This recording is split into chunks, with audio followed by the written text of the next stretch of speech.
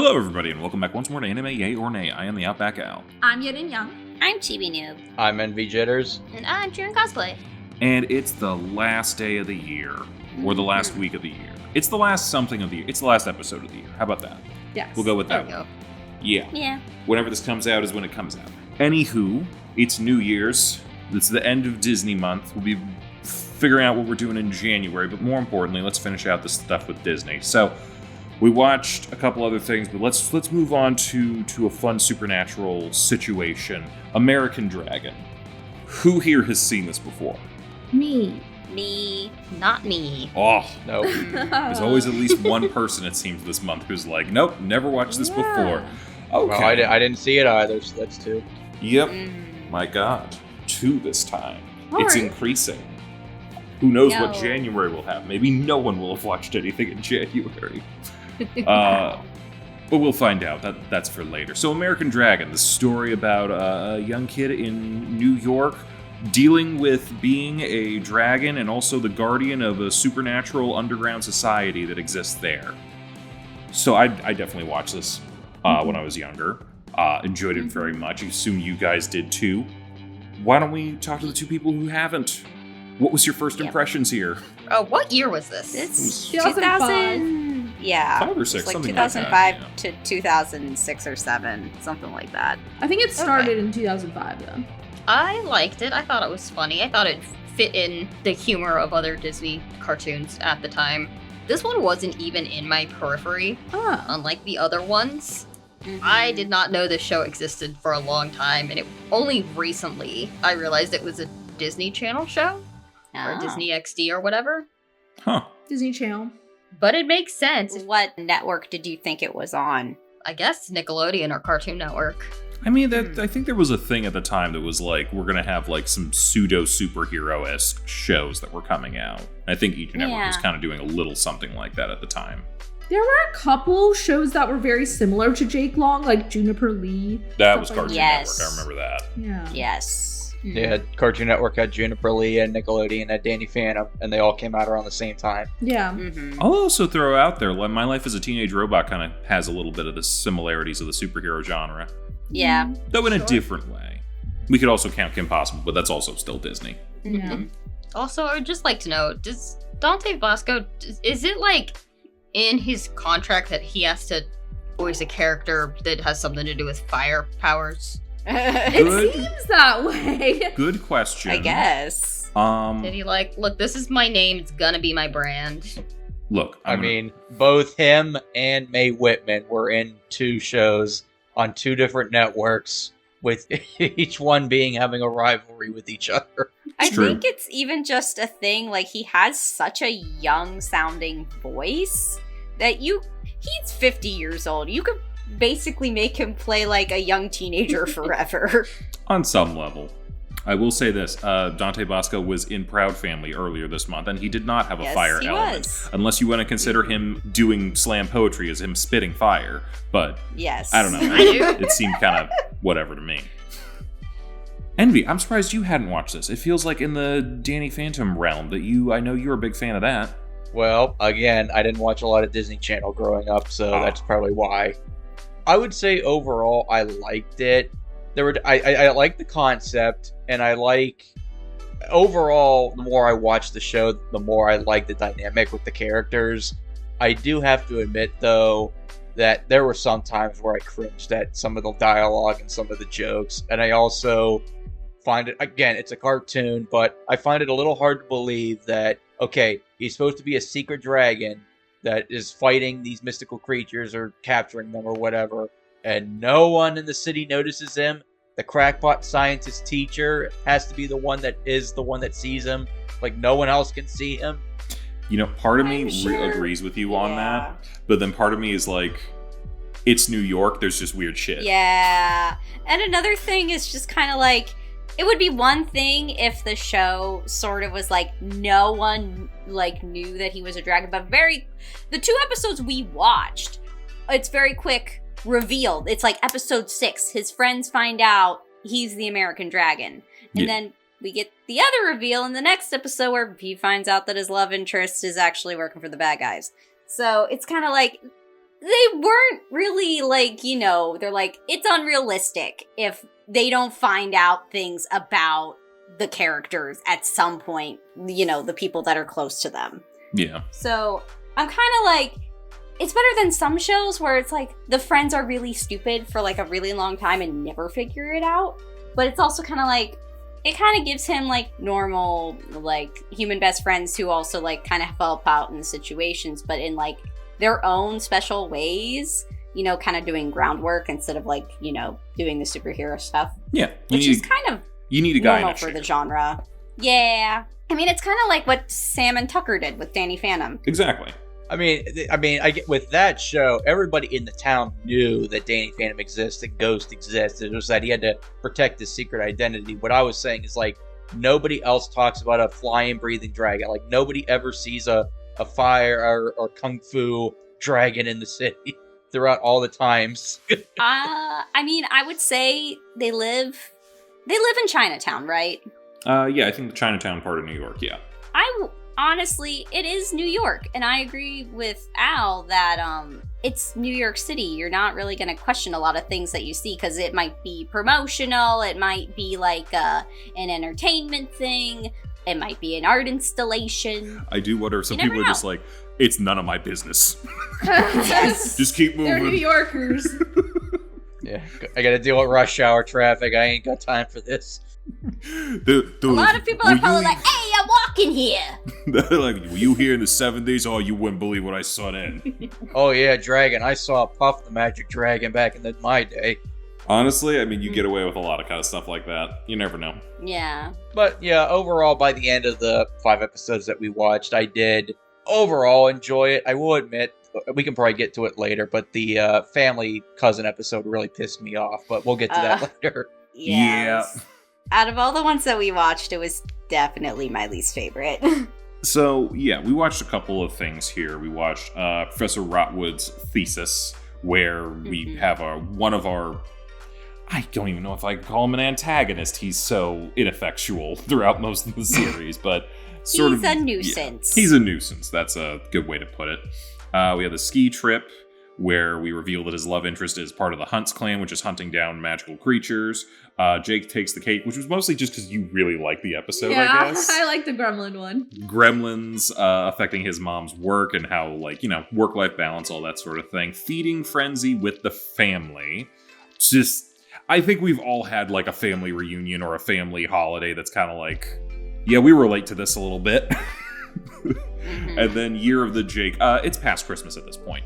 So, and I know it's not Chinese New Year yet, but it is a New Year thing, so we might as well do it for New Year's and that. I know Chinese New Year's is in February, or Lunar New Year's, whatever we're calling it, but yeah.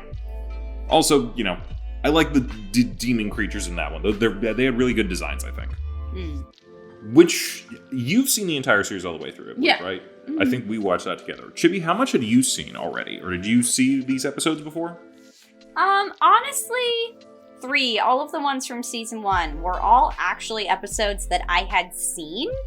It's the latter 2 that we saw from season 2 that I actually hadn't really seen, but that's just because season 2 was around where I kind of like fell out of that particular Disney phase that I had, because I'll go through phases of what network I'm kind of watching at that time. So around the time that season 2 came out was the time where if this was around like 2007, I was probably watching Cartoon Network again. And I don't know, I guess like the art style threw me enough that even if I had wanted to go back to watching it, I don't think I would have, because I don't know, the season 1 art designs I liked a lot better. The newer ones kind of were like, ooh, what did you do? I don't know. I guess I'm like, I didn't really like all the angles, and they made them skinnier, which I didn't really like. Look what they did to my boy. Yeah. Yeah. I'm gonna be a voice of dissent on the animation, and I know I'm in the minority about it. Go ahead. I hated it when it first happened. Like, when I was a kid, it was so jarring and weird to me, and I was like, why did they do this? But like when I rewatched it as an adult, I kind of like the second season's animation better.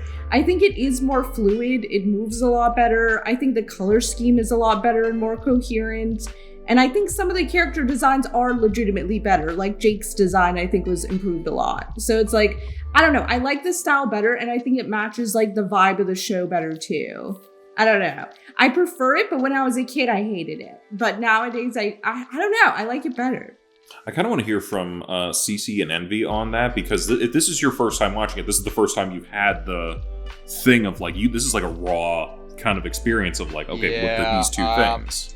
I hate to say it, Yin, but I respectfully disagree with everything that you just said. I did not like the second season style at all, at least in comparison to the first season. I thought it looked cruder, and maybe it was more fluid because they had an extra year of animation, but I thought the designs were less appealing to me personally. I was more upset by the fact that it changed. Like, if it was one or the other consistently, it would be fine. I don't know if I necessarily have a preference. It's just the fact that it switched so suddenly. I was like, wait, what is happening? It was weird. Yeah, that might just be because we're watching such a snapshot of the show. It would have been a full season of one and then a full season of the other. It was still weird, Yeah. let's be real. Like, the animation change was very strange. I don't know why it happened. I never understood it. I also, like, really questioned that because I was so confused as to why they suddenly went from, you know, what I would consider kind of generic to being really stylized. Not that stylization is necessarily always a bad thing. It's just, like, so jarring, particularly when it comes to, like, character design. I just wonder if, like, the first season was unpopular, so they tried something different to see if they could get viewers. That's all I could ever think of. I would say that if the first season had not been popular, they wouldn't have given it another season. Maybe. I don't know. Or maybe something happened with the studio and they had to do something different. I have no clue. I have the answer. Oh, you have the answer? Oh. Okay, so Jeff Good created the show, and I think he was probably the director for a number of the episodes in that. Apparently, Steve Loader, who was the director for a lot of Kim Possible, joined the show for the second season as director and executive producer, and when he joined the staff, he changed around and redesigned most of the animation. So I guess I can kind of maybe see that a little bit. I can see the Kim Possible in it. Yeah. But why little. did he do it? Like, what was the reason? I don't know. He just was like, this is my show now. I don't like Oh, that. hold on. It just said, upon request by Loader and the executives as they had disdain for the previous season's design. Loader just didn't like the way the show He looked. didn't like how it looked. He's like, well, Oh I'm my- running the show now. I want to make it look like how I want to look at it. Just real quick, I'm looking on the Wikipedia. Apparently, the Jonas Brothers sang the opening version of season 2. Yeah. I did not realize that was That them. Okay. was them. The first one was way better. Yeah, were we The all in first agreement? season. We're all in agreement? I will Yeah. say First one? that. Okay, yeah. Yes. But I The was first gonna opening was say- way better. It was done by a band called Maven. All right. Yeah, they were better. I was gonna say, I do think the change of Jake's dragon form was good, because why does he look like a medieval dragon in season 1? He looks more like a Chinese dragon in season 2, which makes more sense to me. Yeah, that's like the only thing that I will give the new art style. I'm like, the Chinese dragon form made a lot more sense. I think maybe they could have split the difference because his dad's white. Maybe that has something to do with it. I'm just throwing it out there. That's fair. We didn't watch the episode, but there is the Dragon Council. They are not the only family of people who can turn into dragons. There's a ton of people across the world who are dragon people, and a lot of them have different dragon forms. Yeah, like little different differences here and ethnicities there. and stuff like that. I have a gripe about the Dragon Council, even though we didn't see that, but I have to bear my grievance. Go ahead. And I want to see if you have an opinion. You have the floor. Okay, so the Dragon Council, if you like break their rules or something, they take away your dragon powers, right? Okay. That was the thing. Uh-huh. I believe so. Yep. So like, how do they do that? If like it's like your genetic makeup to be a dragon, like you inherit it. Maybe they do something to your chi. Magic. It's magic. okay. I hate to say it that it's because it's such like a cop-out answer, but like genuinely when you're in a show that's literally like, hey, all magical things are real, You just say magic and it's done. It's not like they like practice to get their powers like witches or something. It's like they're born with. I guess. Yeah. I mean, my question and the grandfather tells Jake that nobody can know about, him being a dragon. Even their own father doesn't know anything about dragons. But does he find out about his two best friends being? And he seems cool with it, like in the Chinese New Year episode. So, like, does he not care about the roles? Yeah, then? Eventually. Yeah. Okay. But they still keep it from the dad for some reason. I don't remember for sure, but I feel like it was probably a situation of like, oh, you've known for so long and you haven't told anyone? All right, fuck it, whatever. Like, he learns at the very I have end. 15 other things to deal with right now. I guess he just lets it go, but yeah, I don't know. I feel like after all those years, they should have told the dad, but maybe they think he's so stupid he'll like blow the secret. I don't know. He found out at the end of the show. He did find out at the end of the show. Yeah, I mean, it probably has something to do with like it's kind of like you're sworn to secrecy sort of thing. I would assume if you're not allowed to tell like your husband that this is a thing that like he is marrying into. Like, there's a possibility that your kids could have draconic powers. Yeah, so did the council ever find out that Trixie and Spud knew? I don't remember. Was there an episode about that? I don't feel like it ever came up. Did they get in trouble? Because they're just like, oh, we just won't tell people. And like, I'm going to throw out there, who are Trixie and Spud going to tell? They're not like, no one. They're in this weird position of being like both adjacent to the magical community, but not in it, that like, they're going to talk to anybody about it and people are going to find out about it. I don't know why I have some vague feeling that there was an episode that addressed it, though. Am I crazy? Maybe there was. I don't remember it specifically. Okay, maybe I'm imagining it. I don't know. I think at a certain point you just say like, well, they've known for a year. They haven't told anyone. We can let this go. Yeah. I mean, there's a reason why they didn't tell the dad. He's a Jeff Bennett dad, and most Jeff Bennett dads are pretty clueless. I love Jeff Bennett as a voice actor, but man, this one is really stupid. I mean, he's the man that thought, oh, I'm part Navajo, and Navajo are from the Asian continent. Therefore, I have Asian Chinese heritage. Yeah, there was great logic. There was a lot of mental backflips there. Yeah. I was just like, okay. Nothing for nothing. I feel like Jeff Bennett is funny in anything that he does, so I gotta give him, like, the dad's really fun in a lot of episodes. Him and Grandpa together are kind of hilarious.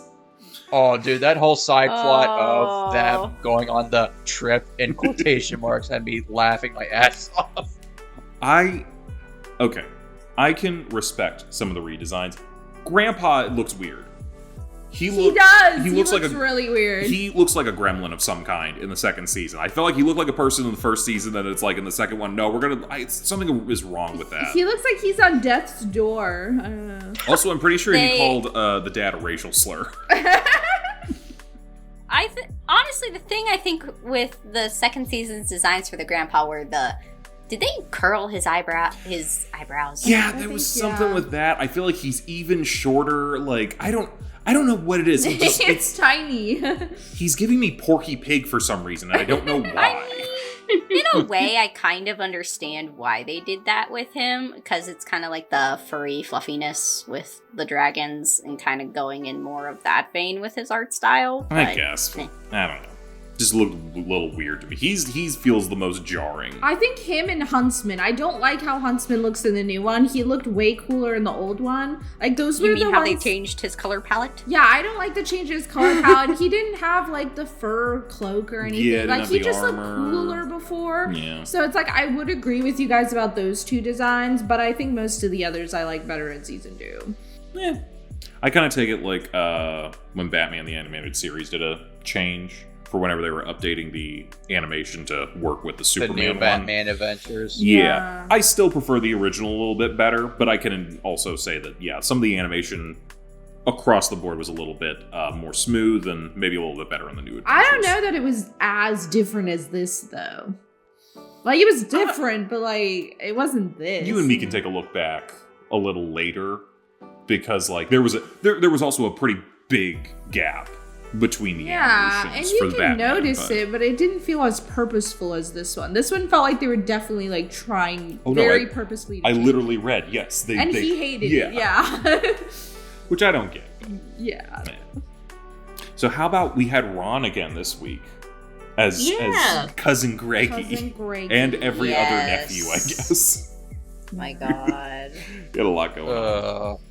Like, I understand. I understand, you know, everybody has awkward family reunions, and it's a common thing in cartoons to have the weird, crazy cousins. It was just my whole thing of, you know, Jake's kind of a dick at times, but he was totally in the right that whole episode. Mm-hmm. And the aunt's blind loyalty to her son was just like, come on, really? Even for a cartoon, this is making me pissed off. The thing is like, that's just kind of a thing with some families. They are, like, ultra competitive with their children. Yeah. It was a little much for sure. I definitely preferred the Proud Family like reunion episode. I think that one was better. But I really liked the grandpa in the dad subplot. That was the best part of that episode. Yeah. Yes. I too took high school Norwegian. I like that part. How can we be southern, more south than the most southern point in the United States? Yeah. I gotta ask, where did she... I'm sure that I know there was an episode, but I'm just like, where did you meet this guy from, like, Minnesota or whatever, that he's just... They met in high school. Okay. We already saw how they met. There was a time travel episode. Do I have to say it again? I should probably say it again. Hot mom. Yeah, there was a hot mom here, too. And depending on what you're into, kind of a hot dad. No. Yeah. Honestly, I gotta, if we're gonna give any voice credit to anyone, we gotta give it to Joe DiMaggio because he's everyone. John DiMaggio, not Joe DiMaggio. What the hell am I thinking? He hasn't been around for a while. Yeah, he's working overtime as, like, I feel like most of magical New York. He even kind of pulled a Ricardo Montalban as the Shark Man in that one episode. Wait, that was him as the Shark Man? Yeah. The man's got range. Damn. They're like, we got John. He can be everybody. Yeah. Just let him be everybody. Yeah. Him, Tara Strong, Jeff Bennett. Oh yeah. They're like, Clancy Brown's also here. yeah, I think he was pretty good in this show, but he's good in everything that he does, so. Yeah. What's her face? Pim from Phil of the Future? Yeah, As the little sister? Oh, yeah. Does she only play annoying little sisters? Pretty much. Whatever happened to her? I don't even know. She got too old to play annoying little sisters. She was typecast. Yeah. Yeah. Unfortunate. So what was your guys' favorite episode amongst these?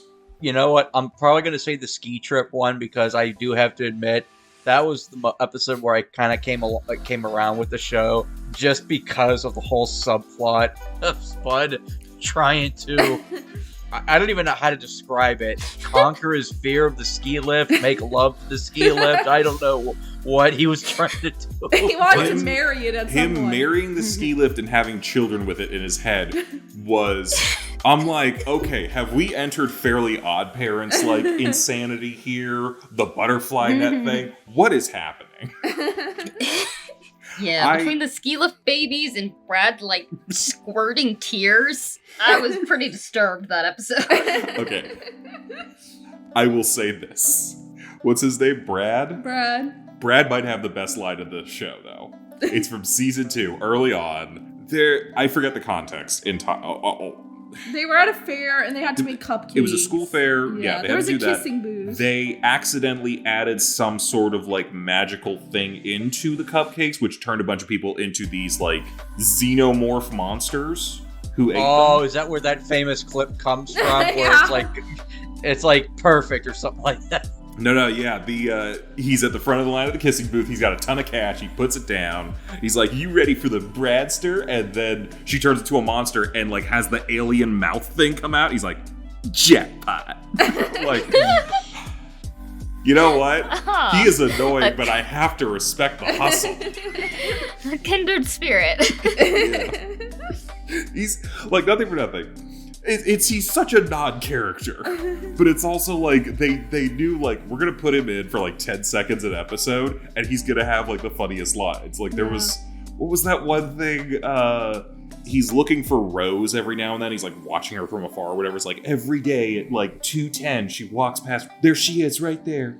And then one day she's not there because it's Brad. He's walking in with a bunch of guys. He's just smacking himself in the head with a book. Look how hard my head is. Like, I don't know what you're on, but I want some. Spud probably already got it because he. Nothing for nothing. We have a lot of like dumb sidekicks and like a lot of dumb side characters in Disney, especially. Like you have like a lot of people who I think we could argue have been lobotomized over various seasons. Yeah. Spud's the one where it's like, oh, you weren't lobotomized. You legitimately smoked so much weed that you never came down. Yeah, he started off that way. Yeah, so. He has entire works of Shakespeare committed to memory. Yeah. So, like, The boy is special. He's not Does he dumb. become like a wizard in the show or something like that towards the end? No. It wouldn't have surprised you, though, would it? Yeah, it wouldn't have surprised me. I know there was an episode where he was like a genius and he went to like a genius school or something. Yeah, he just gives the kind of like, I am super brilliant and just totally unfocused on anything. Yeah. Yeah. There was a wizard, but it wasn't Spud. I'm not surprised there should be a bunch of wizards. It's magical New York. Yeah. There was at least one wizard. There are fairies, there are unicorns. We met some leprechauns, an abominable snowman. Did he fight the Jersey Devil? He fought the He Jersey did. Devil. Yeah, So they went camping and he so- fought the Jersey Devil. cryptids are a thing, though I don't think he ever got to meet Mothman. You know what? He never went to West Virginia. No. Yeah, what a shame. I do, because again, we're in this like era of Disney where like, one, the dialogue's very fun. And the banter and back and forth is very good. I love just the little throwaway jokes that they throw in everywhere. Like the Jake takes the cake one, all of the soap opera jokes throughout that.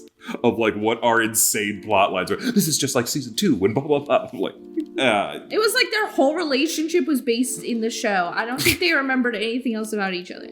I don't think there was anything else. This marriage lasts 3 months. 3 seasons. 3 seasons. And a movie.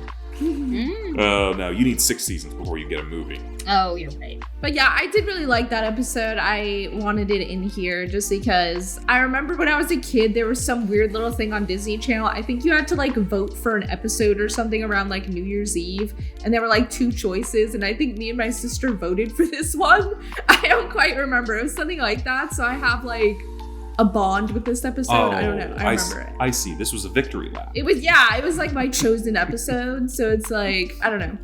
But I still like it. I thought it was fun. I like the little gremlin thing. And I don't know. It had like a very focused storyline that I kind of enjoyed. I don't know. It was fun. But I like the ski trip one too. That might have been my other favorite in these 4. I'd probably go for Ski Trip as well, because I feel like it kind of gave you, like, it might be one of the best encapsulations of the series. Because you get, like, a lot of the magical fights, and it's with the primary antagonist. You get the conflict of his relationship. You get the relationship with the friends and, like, what his secret identity and all that sort of thing is like. There's a lot of comedy with the side characters, especially, like, Spud and the thing. But also, my God, Rotwood got just his shit caved in the entire episode. That cracked me. You know, coming off of the first episode we saw where he was the villain and trying to, exploit and capture Jake, to then him get... I know it probably wasn't the next episode that aired, but just the fact that that episode came out right after we watched the first one, and him just, like you said, just getting more and more injured as the episode happened. It was about 6 episodes later that happened.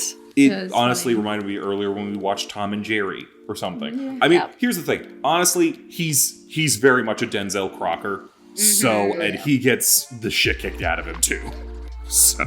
Yep. Well, except Denzel Crocker was like one of the 3 main villains of the Fairly Odd Parents, and I don't think this guy was probably one of the main villains. No. Yeah, no. It's more of a side thing. 2 or 3 episodes for him, maybe, where he's actually relevant. Yeah, otherwise he's kind of just like there ranting about magical creatures sometimes, but not actually like a huge thing. I think he does become principal in the 2nd season, doesn't he? Yeah, he does. Yeah, so he's supposed to be a little more threatening, but he's not. Yeah. I will say, I think season 2, was... I feel like their stronger episodes were like the ones that focused on like the storyline stuff, like with Rose. Yeah. It was a little less episodic and a little more serialized with that because they'd actually developed something there. Yeah. So they were going to be like, okay, we're going to have plot for this. And I will say that a lot of the higher rated episodes on a lot of the sites that we went to, had season 2 episode plots for the top episodes. And I can see why, but it's also like, well, we need encapsulation into the entire thing. I'm not going to take these best episodes because out of context, they don't make a ton of sense. They were like too plotty, but I do think they were probably some of the best episodes.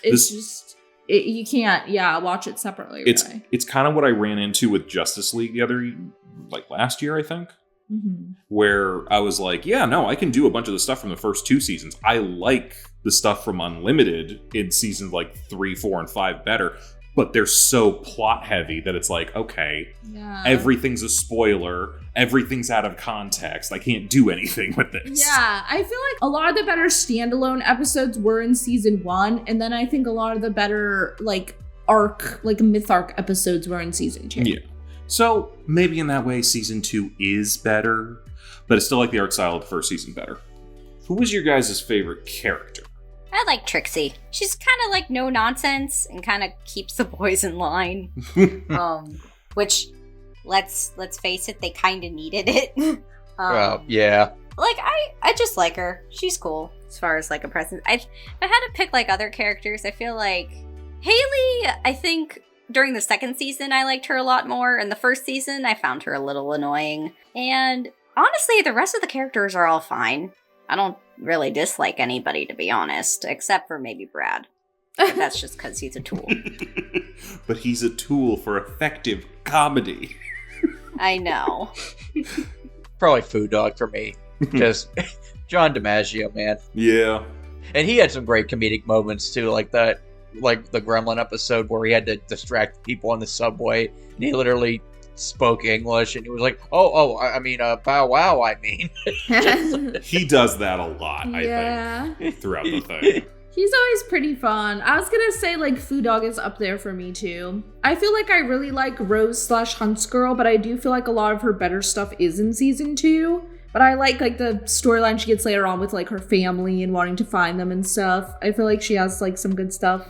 But, I'll probably like Food Dog in these, episodes specifically. Oh, what was with that? He was, pretending to be hurt in the subway station, and everybody was like, oh, you poor dog. And then this one random psycho girl was like, pull his tail. What? Honestly, there's a lot of just, throwaway lines throughout this show that are just some crazy person would say that, but it's also, that's funny. It's New York City. What are you gonna do? It would be weird for me to say that Jake's dad is my favorite from a comedic standpoint. That's fair. That's fair. I like Jake's dad. Also, I like Grandpa. Yeah, I like Grandpa. Grandpa's really fun, and I think the guy who plays him, I forget his first name. Something Young. Ken Coin Young. Keone. We'll say Ken. Ken Young. Yeah, he's been around for a while. Been in a bunch of stuff. Longtime actor. Very, very solid. Yeah, he was good. Was that a thing later on? Because there was in the Chinese New Year episode. What was his name? Boomgarden? Oh yeah, Boomgarden. I think he appeared in a couple, their little rivalry thing. Was that a Dinkelberg thing? Dinkelberg? That's exactly what I was saying. I did not remember that. I'm if he has a hated rival, that's hilarious. I think he did in the second season, though. That's great. Cece, who was your favorite? I think Spud. Fair. We go for all the comedians. Yeah, we like funny characters. So what else do you guys want to talk about here? Do we want to discuss the implications of magical New York or anything Here's one question that I do have in regard to the magic stuff. Sure. I don't get, especially by the time he's in season 2, how Jake doesn't believe people when they say something is cursed or anything like that. He's you can't do that. You're gonna cause bad luck. And he's oh, that's just a superstition. You're a dragon. You know leprechauns. You save unicorns. You deal with curses and all this other sort of stuff. What do you mean you don't believe in superstitions? It makes no sense. And the other thing in that episode that made no sense was that he's been celebrating Chinese New Year every year of his life, but he knows nothing about Chinese New Year. On some level, I'm kids don't pay attention to it, but at the same time, it was wild, though. It's weird to think that Grandpa, who's teaching him all this stuff, is not being no, you have to know this. And maybe he was. Again, he wasn't listening. Yes, it is definitely a matter of Jake has his earbuds in and is doing other things. Because they literally showed it. Yeah. I think part of the thing about, like, not necessarily believing in curses, and honestly, I also agree, like, what do you mean you don't believe something is cursed or something will give you bad luck when you deal with magic every single day? It's like... But that's kind of a thing with, like, oh, you're young and dumb and you're still learning. Yeah. Like, at a certain point, like, you're going to stop thinking that you know everything, which he is, like, 13, 14. Yeah. And at that age, you do think you know everything. Like, I don't know, just as far as, like, him... Yeah, like I said, Chinese New Year's, he's probably not listening and honestly was probably too absorbed in other things to really try to learn about his own culture. Which, honestly, sometimes that just happens. True. I mean, he did learn by the end because he was, like, even annoying Grandpa about it a little bit at that point. But that is another good thing that they added to the second season. The little post-credit scenes were kind of nice. Yeah, those are fun. Yeah, they were funny. I did not know, now granted, I'm not Chinese, but I did not know the thing about you're not supposed to clean on Chinese New Year, so that's how the plot started. I did learn that for the first time. Yeah, there's a lot of traditions for that I don't think anyone here has much room to talk about because we're not in that particular thing. But yeah, it is interesting to learn about. Yeah, I mean, from what I know of, like, Lunar New Year, at least the little bit that I do know, it's a lot of China gets at least, like, what is it, a couple weeks off? Oh, that sounds from nice. work for a while, because, like, if you're trying to order cosplays at the beginning of the year, you want to try to make sure that, like, you order before February, because otherwise you're not getting your cosplay until probably April or May, depending on whenever the people get back to work. Yeah, everything shuts down. Uh-huh. For anyone interested, this coming year, Lunar New Year's on February 17th. Yep. I'm trying to think, like, other than the Hunts clan and Dark Dragon, were there any, like, other recurring villains? Yeah, I was trying to think about that too. I think there was something about, like, trolls every now and then, though I don't think they were ever, like... Were they ever the same trolls? Yeah, I don't... Yeah. So, aside from the Huntsman and Who the is Dark also, Dragon... Let's also hold out there. Huntsman was also his dad. Yes. Also his dad. Bananas Bee, who is a monkey with a rapper style? I do not remember that. I think he was in one episode, though, right? I think he's considered a main villain. I thought he was only there once. Yeah. The head of the member of the Dragon Counselor. Oh, that Counselor lady. Chang, who was also like with the Dark Dragon. Who's also his mom. Yes. What? It's the voice actress for his mom. Oh, voice actress. Lauren Tom, who's I think most people probably know her as Amy from Futurama. Yeah, and then a Dark Wizard. Dark Wizard. Eli Excelsior Pandaris. The dude who showed up at school and, like, ran for class president or whatever, I think.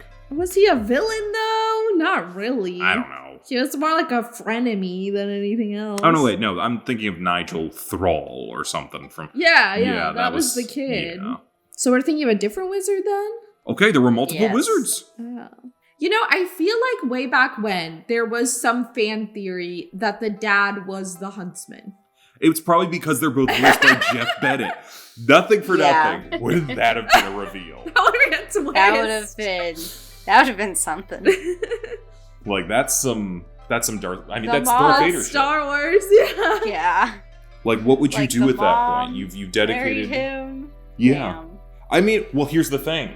That would be, like, the only way that would happen is if it was, like... Because she can't turn into a dragon. It skipped a generation. She's pretty much human. Of course he wouldn't know. Right. Honestly, would be Would you have liked that crazy. twist? I don't know that I would have liked it, because then him being a bumbling, silly guy is like, it's not real. Like an act, yeah. Yeah, and it's like, okay, so he's But alive. maybe that's who he is when he's relaxing. I'm sorry, anyone who puts on that helmet and is like, I'm gonna poach magical creatures and whatnot, they don't relax. I mean, it wouldn't have worked for another thing because he basically raised Rose. Yeah. After She had a The double Hunt's life, clan man. kidnapped her from her family. Yeah. I mean, yeah, it would probably be a different thing if it was like, oh yeah, Dad's constantly away for work or something like that. yeah. Then you could have. There would need to be more hints. There weren't enough hints. Yeah. Yeah, but nuts, absolutely nuts. Honestly, I would have found it like that angle would have been like a very plausible theory had it been like, yes, definitely he's like away on more trips and he's a little less bumbling, but also it's just kind of like one of those things where it's like the family really loves him, so it would be a gut punch for the reveal. Yeah. But Yeah. if that would have been, if that were the case, what I would have preferred if they would have gone with. Yeah, he definitely would have had to be like on trips all the time or something for there to Yeah. be lead up. I think it works. Yeah. He's a fantastic bumbling dad. Yeah. I think if he had been Huntsman, it would have. You guys have seen Codename Kids Next Door, right? Yes. Yes. He would have just turned No. into father. He would have. Although it's ironic because Father wasn't Jeff Bennett until the very last episode of the series when they reveal what he's like underneath. Yeah, and then it's kind of hilarious. I forget who the actor that voiced him regularly was. I think it was it Brain's voice actor, Phil LaMarche? You know what? I think it is. Yeah. Okay. Maurice LaMarche impersonating Kirk Douglas. Yeah, no, I can Yeah. hear that. Yeah. Well, I'm trying to think. What else you guys want to talk about with us? I don't know. I don't have any thoughts. Okay. I'm just going to ask because we had Mae Whitman and Dante Bosco here. Yes. What? And we haven't really talked Avatar a whole lot. Was anyone here a Zutara shipper? No, I was. Yes. I was. I I was solely. Go on. You were Katang shipper. Yes, I was solely Katang. I was a Zutara shipper.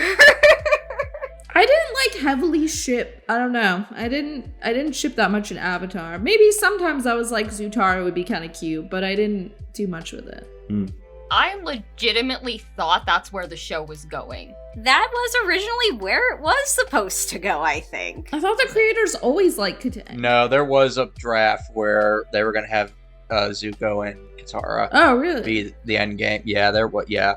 Did not know that. It also was just kind of one of those things where Katara was always too motherly to Aang That's how I felt. for me to like really ship them together. Like the thing is like I kind of understood the enemies to lovers kind of thing, at least back then with those two, like for Zuko and Katara, but that was just me. I've had this conversation with so many people over the years. It's not like I don't understand the appeal, and I do think the building blocks were there. I just think by the time Katara and Zuko started to get along again, it was already at the end of the show. Because they were rivals through the first two seasons. They had the nice moment in the cave in the season 2 finale. Zuko betrays everyone, so obviously Katara is pissed off throughout the majority of the third season, and then they bond over her mother's killer, and then they start to become friendly, and that's when Sozin's Comet hits. So they really didn't, to me, they didn't have a lot of time to develop a romance. They just forgave each other.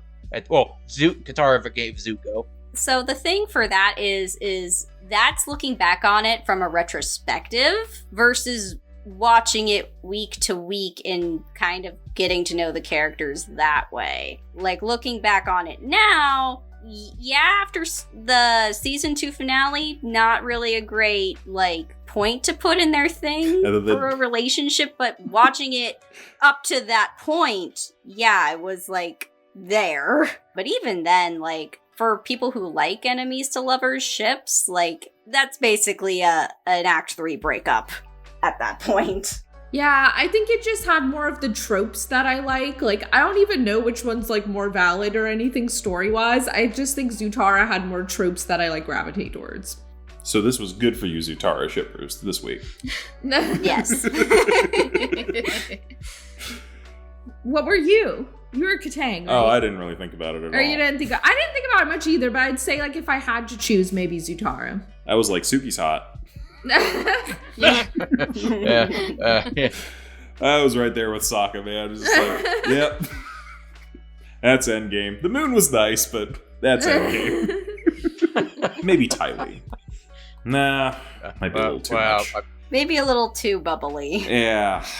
Or were you the maid? Or were you? No, you were. What was her name? The bounty hunter, June. June's hot, but that's Yeah. It's one of those things of like, that's awesome, but also, that's gonna ruin my life, guaranteed. But would I be happy with that it ruined my life? No, probably wouldn't. Jennifer Hale, though. Never played an unattractive character, I don't think. All right. I think I'm a full yay here. You gotta be. Yeah, I'm a yay. I always liked this show. It was one of those Disney Channel shows that I watched the whole thing, and I was very invested when I was a kid, so I would give it a yay. Yeah, I think I'll also give it a yay. This show, growing up watching it, was a lot of fun. It was fun to rewatch some of the episodes that I remember, so yeah, I'm giving it a yay. I'll give it a light yay.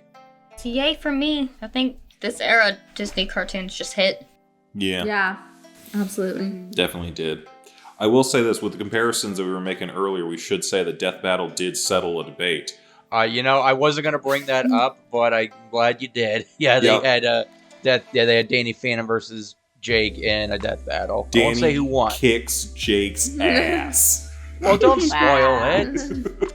Oh, because we thought it was gonna go any other way. Good news for you, Envy. Your hero comes out on top. But more importantly, let's talk about next year. Envy, do you want to talk about what we're going to be doing? So we've been having a couple of months here and there where some of these shows have been kind of curated by a singular person. We had a few people just like this was a month for me, this was a month for you, whatever. So let's just make that a formal thing. Envy, next month, January, is going to be your month. We're going to be doing a couple things. So you're going to be picking our shows. Why don't you let us know what we're going to be watching? So full disclosure, Al basically told me about this month a couple months ago or a couple weeks ago, so I had to decide what I was going to recommend. And that was challenging because I've noticed that for a lot of shows that I love, they don't start off necessarily bad, but they don't really kick off into their stride until like the back half of the show, which is what happened to a bunch of shows I've recommended in the past before.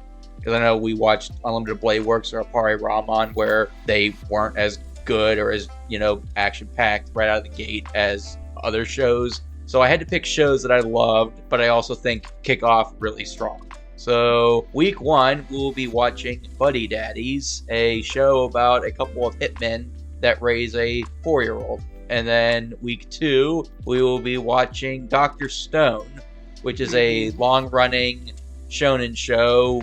Basically, the long short of it is the whole world is petrified. Over 3,000 years later, they burst out of their frozenness, and they have to basically start off the whole world again, building new tools using science. And then week 3, we will be watching, I don't know how to describe this show without getting into spoilers, but we're watching a follow-up of some kind to my favorite anime of all time, Steins Gate. We're going to be watching Steins Gate 0. No description. Okay. Yes. Nope. Honestly, for Steins Gate 0, I'm just going to let you guys go in completely 100% blind with it. I mean, not entirely blind. I mean, we watched Steins Gate, so... Again, I won't describe how it's related yet. Oh no, it's another timeline. It's a time travel show. It's going to have something with it. If it ends up being wizards, I will... That is the one thing that I will not see coming. All right. We're going to just completely switch genres real quick. Wizard. No, it is not wizards. A wizard did it. Do you want to describe, Al, what we're doing for the last week? Yeah, I'm about to. Don't rush me. But I'll do it now anyway. So yeah, we're kind of going to change things up a little bit. We're thinking for the last episode of each month moving forward, we're just going to sort of do hey, what are you watching right now? So we can kind of take a look at what shows are catching people's attention, what books or other things like that. So we don't really have any particular theme or anything for that. It's just going to be like, all right, what's new? What's going on? Let's see what's happening. And maybe that'll inform some later episodes that we have. I don't know. Who knows? But yeah, so gonna be a little Question. bit... Yeah? Does everybody get a month? You're on thin ice. Do I get to come out of jail? We'll talk about that. In the meantime, though, thank you for watching this year. And yeah, we hope to see you guys in the next year. Thank you for hanging out with us and listening, doing this with us. So yeah, we appreciate you guys. All right, well, that's it for this year. I'll see you guys in January. Bye-bye, everybody. Bye. Bye. Hey, thanks for watching, and if you haven't already, be sure to subscribe and ring the bell icon for notifications. If you enjoyed this video, give us a like, and if you haven't already, check out some of our previous episodes, our daily gaming videos, or our parody series Madoka Magically Abridged. See you next time!